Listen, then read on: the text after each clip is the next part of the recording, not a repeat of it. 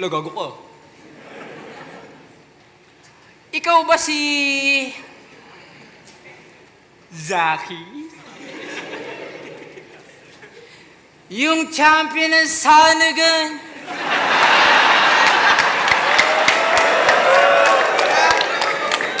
Proud ka doon, yung kalaban mo sa oras ay sumobra lang. Di mo tinalo si Rafian.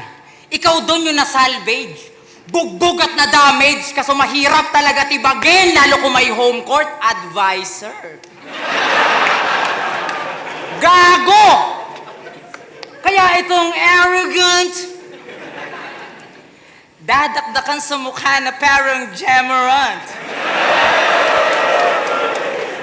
Di lang kanto nyo yung yayanig pati continent. Walang pwede makapag-vowel, puro consonants. Ganyan ka confident. Pag nag-rhyme pasok sa lasa, wala mang condiments. Kaya condolence, pag si-sequence, naging konsihal, edi consequence. Ganun ba?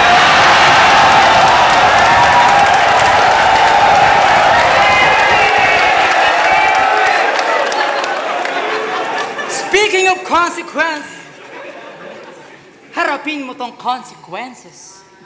Malamang kukulubot yung rounds na parang courting pesos. Style niya, tagilid yung mouth, tas konting anges. Ganyan yung 40 niya, mas 40 pa sa 40 pesos. Siya si Saki, ang may-ari ng Baby Jack Apparel.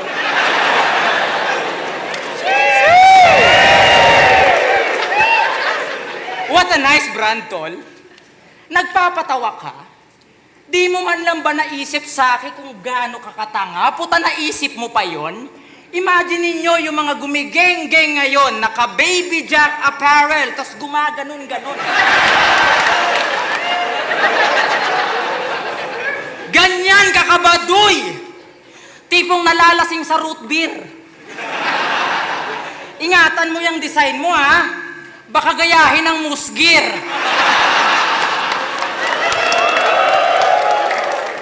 Pero bilang suporta, bibili ako ng Baby Jack mo, tol. Lilibre ko lahat ng riders, sino walang pamunas ng motor. Tangina ka, di kita gusto kalaban. Si Boss Arik lang namimilit. Magpasalamat ka na lang sa akin kasi sa line-up ka nasingit. Maswerte ka ako kaharap mo. Di mo man lang ba naisip na ako ang dahilan kung bakit ang mahal ng tiket? Di ba? Paldo na naman ang paring Riam ko. Laki na naman ang kita mo. Pero request ko lang sa'yo, boss. Balik mo na yung linya ko. Ikaw, kampiyon ka sa tingin mo? Ganon ba, Saki? Ngayon ka magmalalim, pues. Baon ka, Saki. Nakilala bilang overrated na MC, oo, ganon ka, Saki. Kaya nakakapagtaka kung bakit sa sunugan to nag-champion. O hindi ko binali yung rhyme. Nagkusa yung bara ko. Pinakita ko lang na yung champion ay hindi tugma sa'yo. Get out of my face, land boy!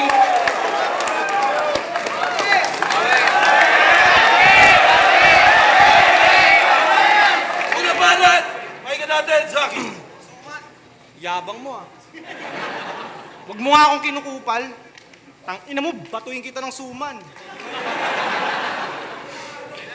Tapos, nilalait pa yung brand ko, Baby Jack. Yung sa kanya, chillionaire. Wak ang puta, chillionaire, tapos yung may-ari, hampas lupa.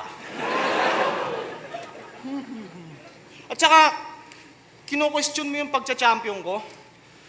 Ako, wala na ako dong problema. Ang mahalaga, nasa akin na yung pera. Tangay na, marunong na ako mag-rebat ng 3, putang ina. On the spot pa lang yun. Ito, written na. Scary voice. Si Kairam lang kalaban.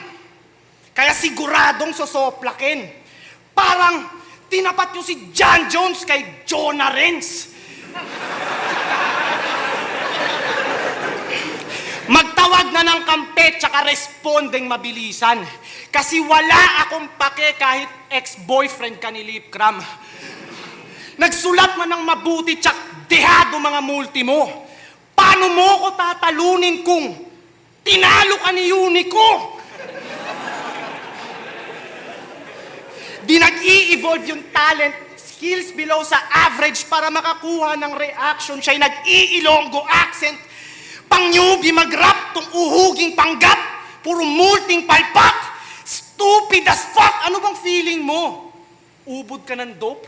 Wak na nga yung mga written, tapos puro ka pa choke. Kakampi mo buong pangkat, taga-ambag sa versot lines. May taga-sulat ka na nga, tamad ka pa mag-memorize.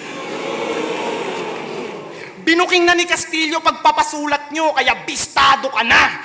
Anong silbi ng taga-sulat mo kung yung taga-sulat mo, tinalo ko na?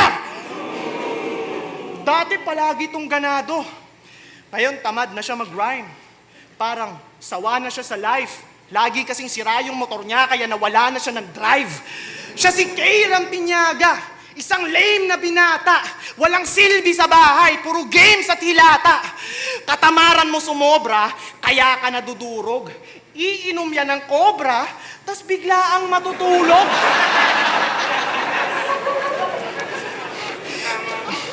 Weak tong engot, tinipid yung effort, porket sinabi ni Arik na di ganun kahalaga yung win-loss record.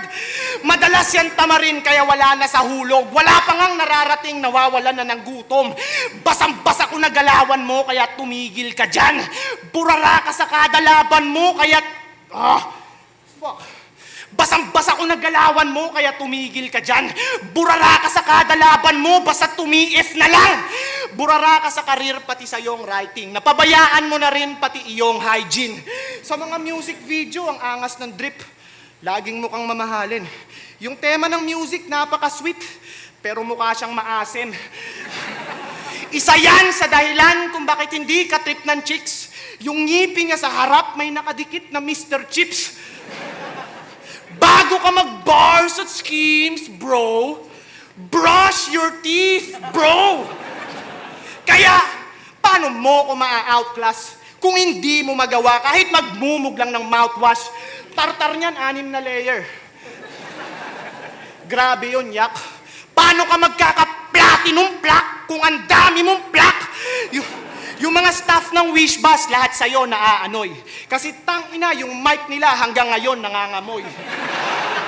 Sobrang dirty nito ni Kupal, Iwi. Gustong mag-XB kasi kung mag-toothbrush, yearly. Tapos gusto mo pa maging si Flo G? Feeling mo ba antikas? Gusto mo maging si Flo G porket ngipin mo may pastillas? Si Flo G, may 3 milyon sa bibig. Si Kairam, puro tinga sa bibig. Last, magmiminti sa mga pyesa pagkat wak mga rhyming. Ang tingin ko sa'yo, Kairam, pampaganda ng standing.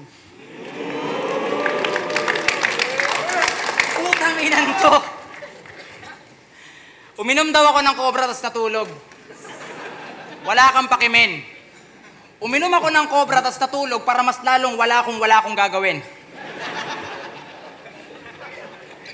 Tangina mo, inaasar mo pa yung XB? Naiinggit ka, boss?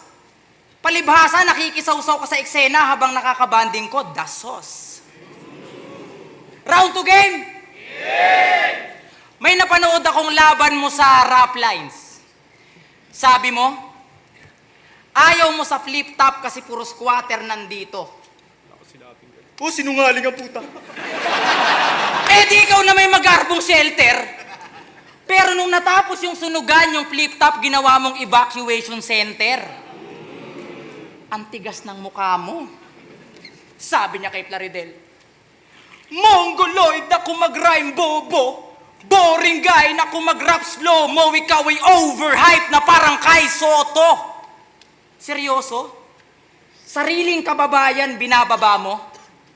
Awit ka? Kala mo talaga may arit siya? O anong pakiramdam na nasa Orlando na si Kai? Magic ba? Ikaw nga'y kangkarot ka maglaro. Kaya wag kang feeling buy. Deserve niya yon kasi sobrang tagal niya na yung hinihintay. Tuloy ka lang sa pangarap mo, yung gantong tao, wag mong isipin kay. Nagyayabang ka porket nauna ka ng madraft sa NBI?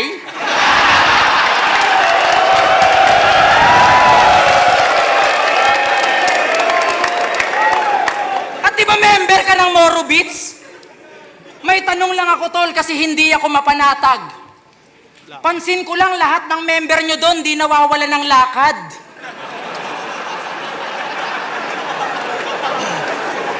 Ang lalagkit na mga kagrupo mo doon. Mga walang ligo, tas andudungis. Pag nakita nyo, mga nakatopless, tas yung kuko antutulis. Kaya pala nag-vlog ka na lang. Ikaw na mismo nangayaw. May content siyang Saki Move sa channel niyang di gumagalaw. Grabe yung viewers mo, 83. Solid ang fanatics. Ako sa'yo, mag-content kayo ni Luxuria, tas upload mo sa Pinayflix. Suggestion lang. O, di ba? Pwede, Brad. Tapos titlean mo ng Call Center Boy, binatuta yung Lidiguard.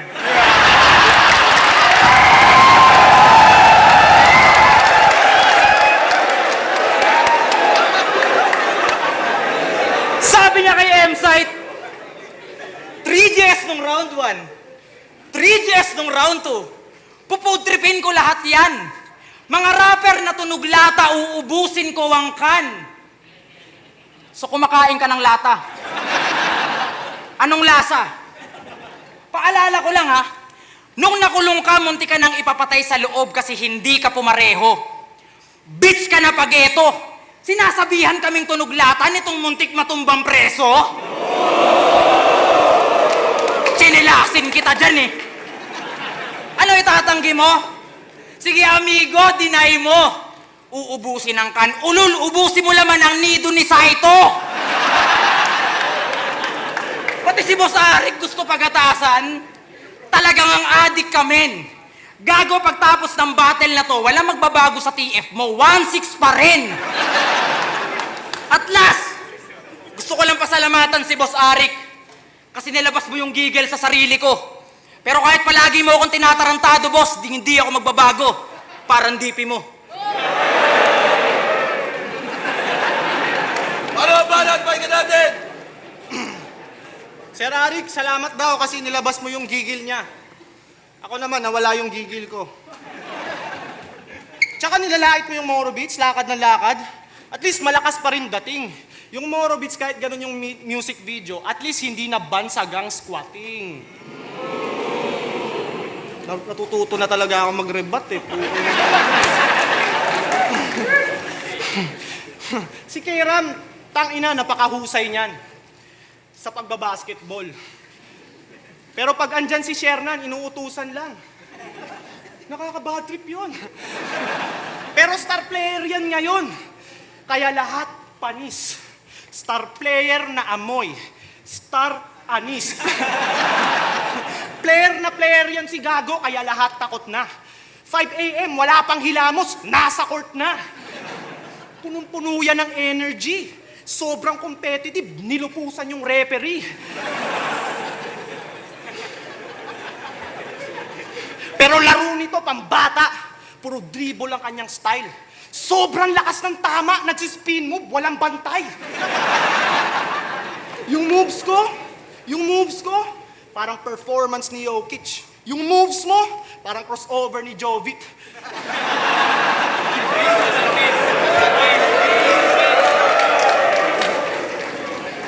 Pag nasa court, ba't wala yung boss? Pag nasa court, saksakan ng galing, unstoppable. Pero sa yung battle rap career, you drop the ball.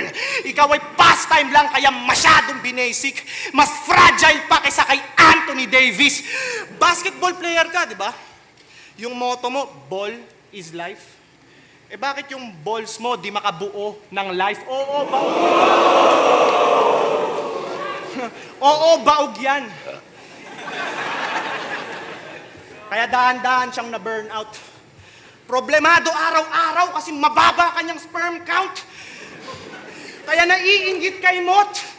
Kasi kahit bata pa lang siya, may 2 na siyang anak. Gago, hindi yun yung punchline. Kaya naiinggit kay Mot. Kasi kahit bata pa lang siya, may 2 na siyang anak. Si Kairam, pag nilalabasan, putya, 2 lang yung patak.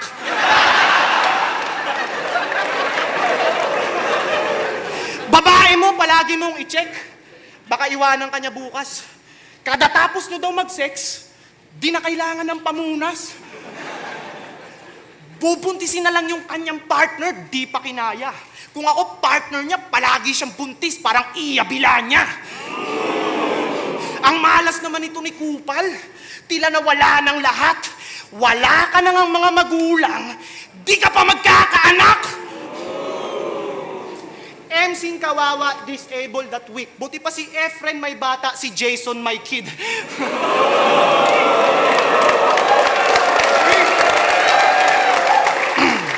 Finishing. Walang mabubuo sa tiyan kahit pumatong siya maghapon. Huling testing niya ng ultrasound, putya yung album pa ni Marlon. Kaya, anong silbi ng mga bara mo na tekniko? Kung hindi na gumagana iyong testicles. Shit, ang lungkot niyan. Di kayang mag-anak. Sa sitwasyon mong yan, kailangan mag-adapt.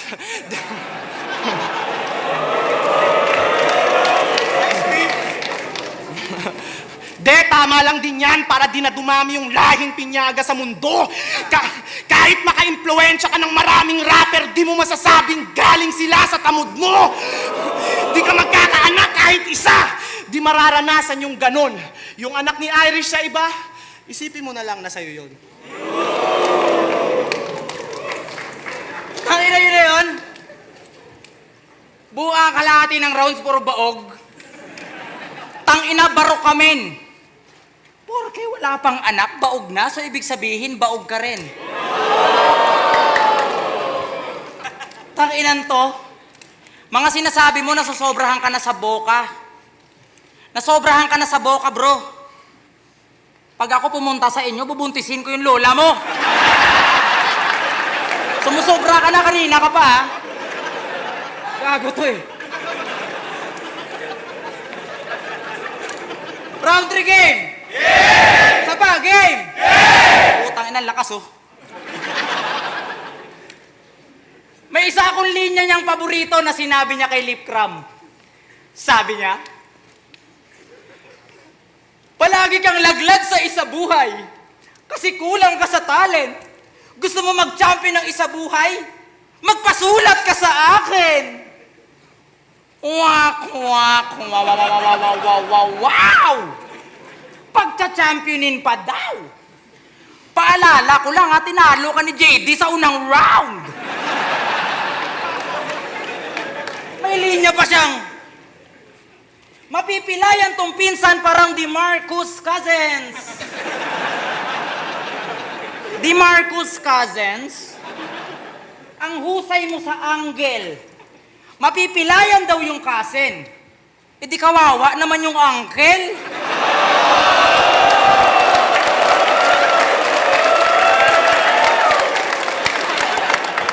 Cousin, uncle, lupit ng injury, ibang twist. Paki-check up naman na maigi. Baka inabot din yung knees.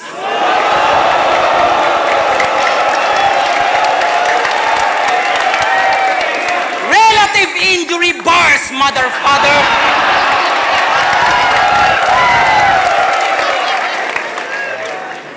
Relative injury bars, mother father. Tangina ka, nakalimutan ko yung linya. Gago ka kasi masyado kang pabida. Tapos, tangina mo, masyado ka nang sumusobra.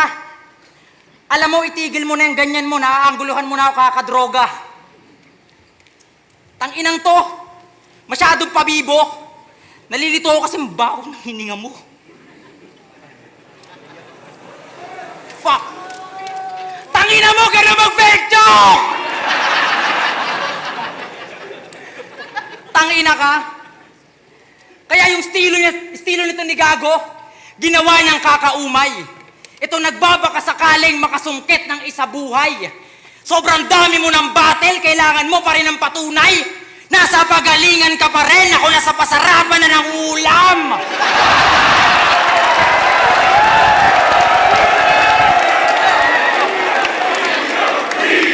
Tangina, may bars ka! Ako, nakasakay na sa barko. Magaling ka mag-construct, pero ma-establish pangalan ko. May titulo ka, pero nakikitira ka lang sa tito mo.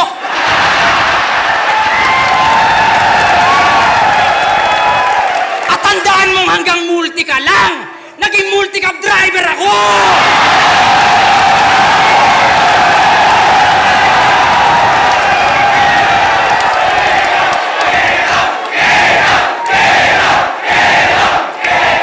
Hindi kita gusto kalaban.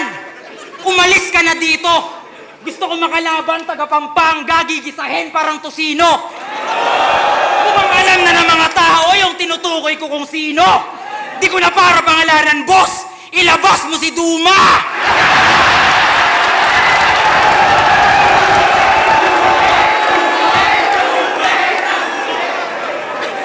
At last, kung sa tingin mo ito ang basihan ng pagiging tunay, para sa akin, ito ang kaibahan ng nanalo lang sa naghanap buhay.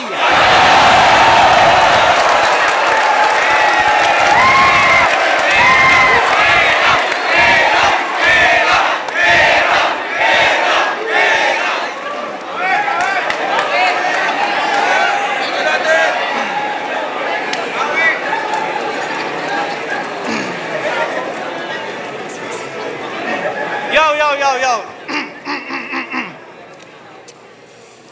Bubuntisin niya daw yung lola ko.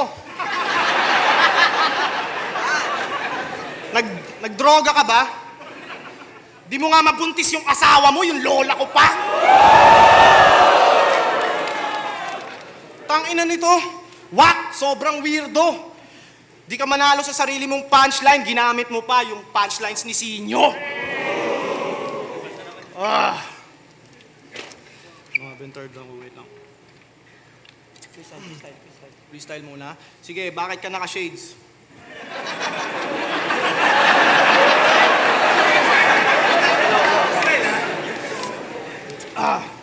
Kahit magpaka-aggressive pa yan dyan, di pa yan deadly. Sa lahat ng mga 3GS, siya yung pinaka-friendly. Sobrang dami netong friends. Pinakamaamo sa pangkat. Pag nakikita niya ako sa event, biglaan niya akong hinahag.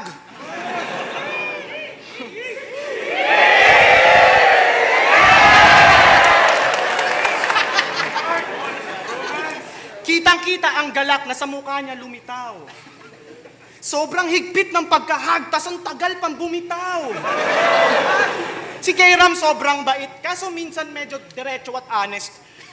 First time ko siyang na-meet, nagkwento na ng personal problems.